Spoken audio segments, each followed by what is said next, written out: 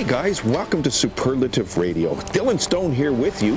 Hope you enjoy the following vlog. Hey guys, welcome to another vlog here on Superlative Radio. Today I want to talk to you guys a little bit about,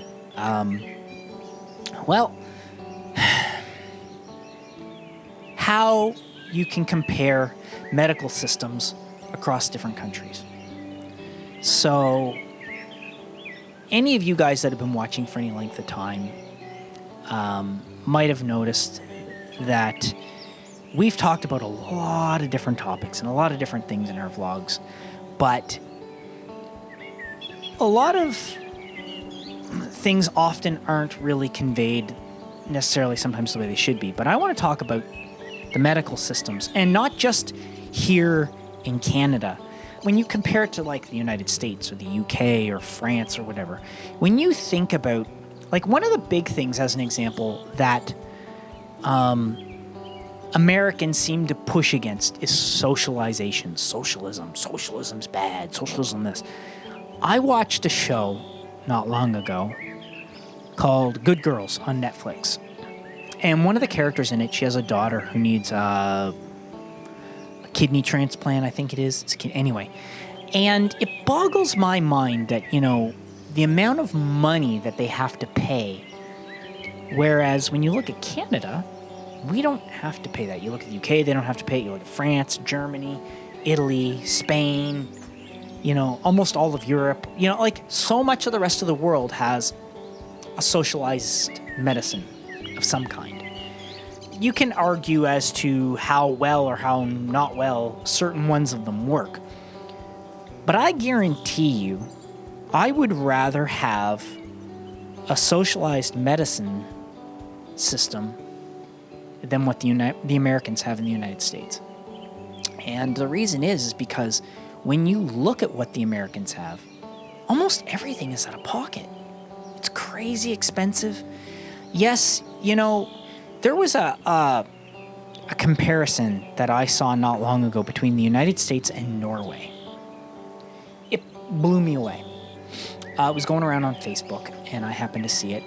And Norway is the fourth most happy country in the world. The United States was 16th. The amount of taxes that they paid was almost identical. Yet, people in Norway were getting 8 weeks of vacation every year, paid vacation.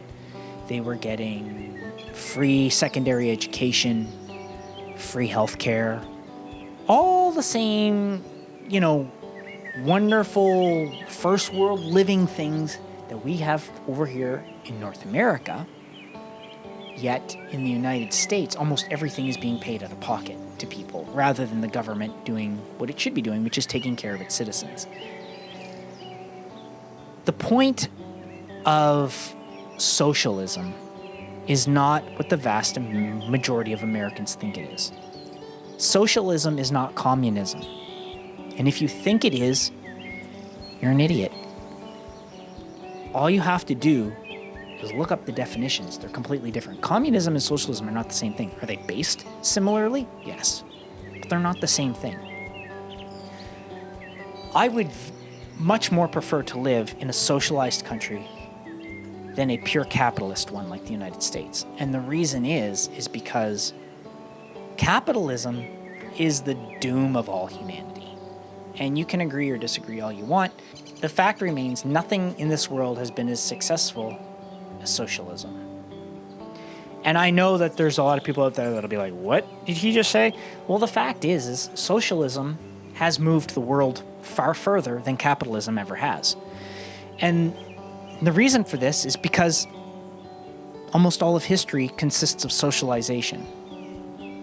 Almost to the point of it being, like, when you look back at like monarchies or anything, they're all basically a socialist system as well.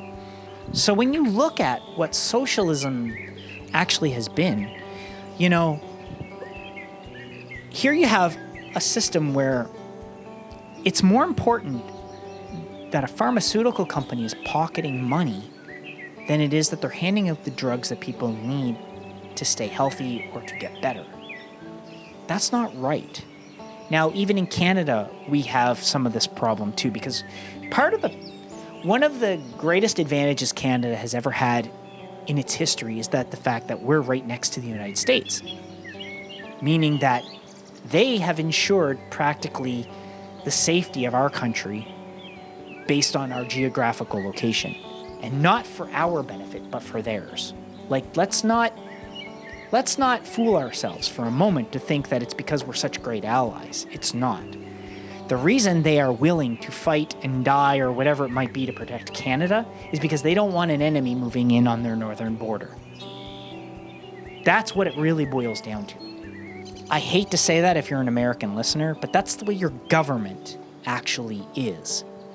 It's got nothing to do with the fact that we're your largest trading partner, that we're the biggest exporter of oil to you, that we're the biggest fresh water supplier of you. All of these things are only because you don't want the Russians to step into Canada and be right on your border. Which, if you hadn't have been there as the superpower that you are, probably would have happened at some point.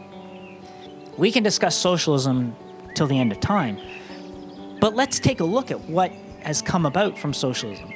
I'll give you an example. In Canada, when we had the issue in the housing bubble and all the crap that collapsed, what was it, 2007, 2008, whatever it was around there, okay?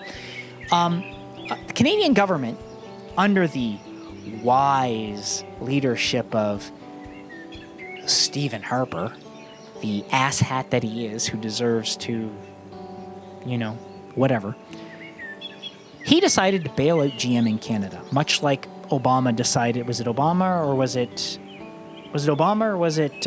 Bush? Bush, I guess, that decided to bail out GM in the U.S. Why would you do that? The fact is, capitalism, if you want to be a capitalist society, then be one. Capitalism states you succeed or fail based on your own merits. That's what it is.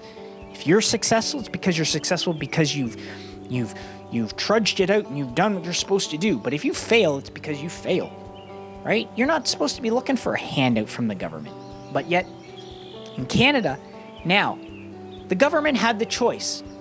Bail out a failing company like GM, or he could have given $1 million to every man, woman, and child in the country.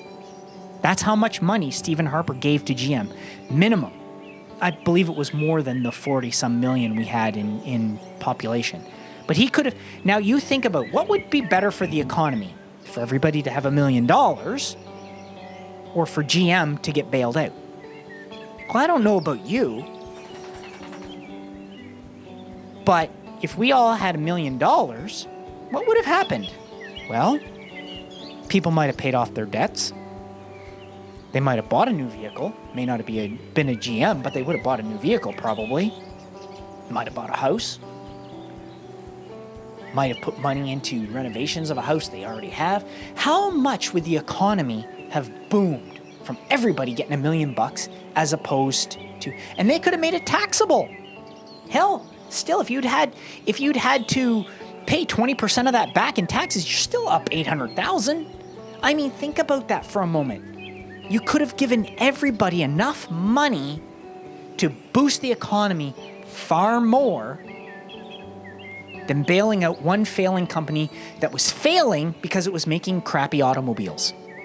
And to be honest, to this day, they still build crappy automobiles.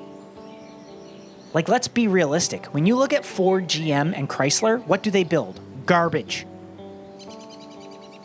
They may as well be on the same level as Kia and Lada, because they build garbage. They don't even build cars to last. It's disgusting. And they pawn them off to people. And I know this because not long ago, my girlfriend bought herself a brand new vehicle. And while buying a new vehicle, we test drove multiple different brands, all roughly around the same price point. And you want to talk about quality and what you get for what you pay for?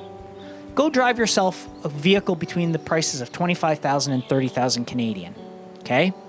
That will fit you generally a Corolla from Toyota, a Civic from Honda, or it will buy you one of the crappy low-end GM cars. You drive all three of those and tell me which one of them drives better, has better materials, and isn't full of crap. Won't be the GM one, let's put it that way, because they're just garbage. So when you bail out a company, or you bail out Wall Street, you think about the boom you could have given to the economy by giving your citizens that money instead. It would have been more beneficial for the country overall. Socialism isn't a bad thing. And in fact, even in the US, you have socialism on levels you don't even think about all the time. Your police, your fire, your education system. So many, the construction and building of your roads. And so there's so many things that are still socialized. There's nothing wrong with socialism. What's wrong is pocketing money, knowing that you're doing it simply to make more money for a company's bottom line than helping a fellow human being. Think about that. Catch you guys for another vlog right here on Superlative Radio. Don't forget to like, comment, and subscribe. Hey guys, thanks for watching Superlative Radio. Come back anytime, and when you do, please make sure you subscribe, make sure you leave a comment. We really want to know what you think. We'll see you soon. Take care of yourselves, take care of each other, because that's the way it's supposed to be.